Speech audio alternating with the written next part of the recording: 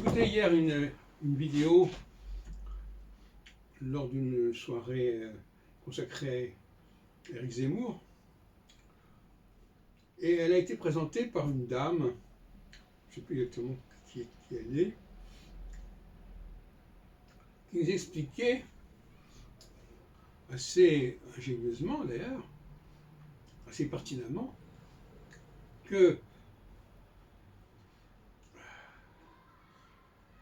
il faut respecter ce qui est différent. Ce qui nous semble différent, ce qui est perçu comme différent, disons subconsciemment même, on ne peut pas nier la perception subconsciente. Quand bien même ne serait-elle pas satisfaite, justifiée sur le plan idéologique ou philosophique. Et à un moment donné, cette dame, qui doit y avoir un poste important au niveau parlementaire, je ne sais plus, cette dame nous a expliqué que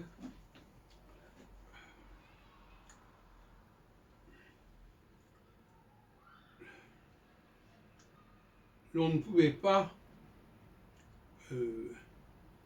concilier et faire cohabiter des populations qui avaient une histoire aussi différente. Et elle relativisait en effet l'intégration qui avait pu avoir lieu dans le passé entre des populations qui étaient finalement assez proches par leur culture, par leur histoire, et la question qui se pose aujourd'hui de l'intégration de populations qui n'ont pas la même histoire, qui n'ont pas la même culture, qui n'ont pas les mêmes langues, etc.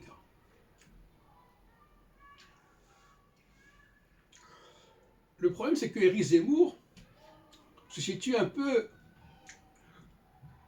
à l'interface entre ces deux questions. Il ne semble pas que ça a été suffisamment signalé. Puisqu'il appartient justement à une population juive qui a une histoire en dehors de la France depuis des siècles, et qu'il faut distinguer une population de souche française dont l'histoire, la présence en France, est beaucoup plus ancienne. Et donc, on a un personnage, Zemmour, qui, sur le plan de l'identité juive, est extrêmement ambigu et ambivalent. On ne sait pas très bien comment le classer, comment le caser.